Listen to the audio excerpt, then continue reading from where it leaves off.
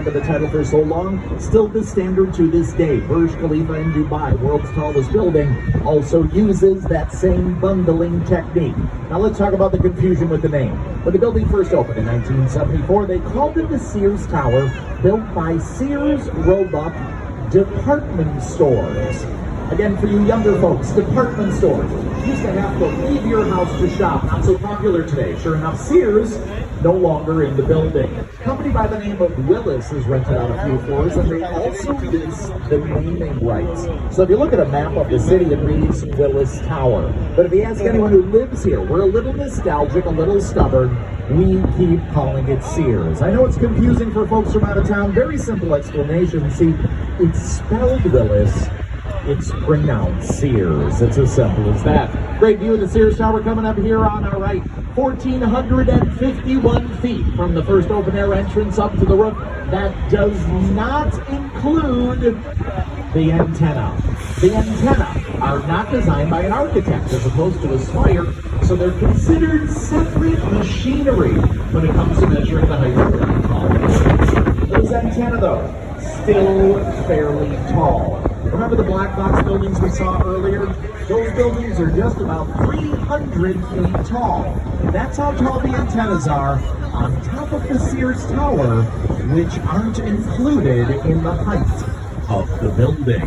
I've been saying over and over again, this windy city of Chicago. You know, that's one of our nicknames, right? They call us the Windy City. We are a fairly windy city, but that's not where the nickname came from. The nickname came from that 1893 World's Fair.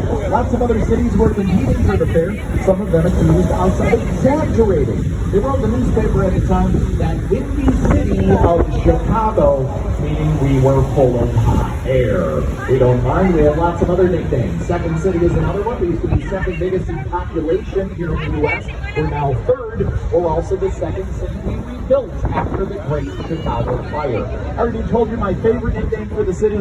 Hog Butcher to the world. Some other nicknames.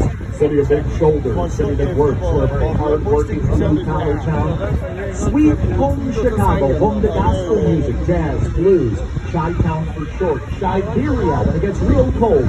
But how about the name Chicago? Where does that come from? Well, we have the indigenous people who were here before us to thank for that. Remember, they were here for thousands of years before anybody else showed up. Imagine back when this was all swampland. There were these onions that grew along the banks of the river, and the onions stunk.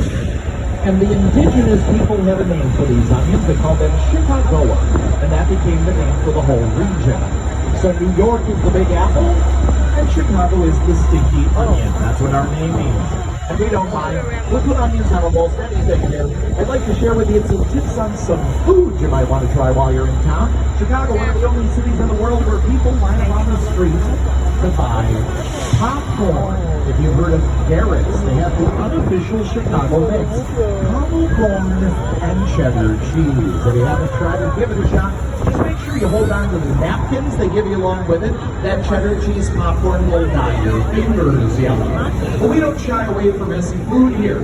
If you heard about our deep dish pizza, you know that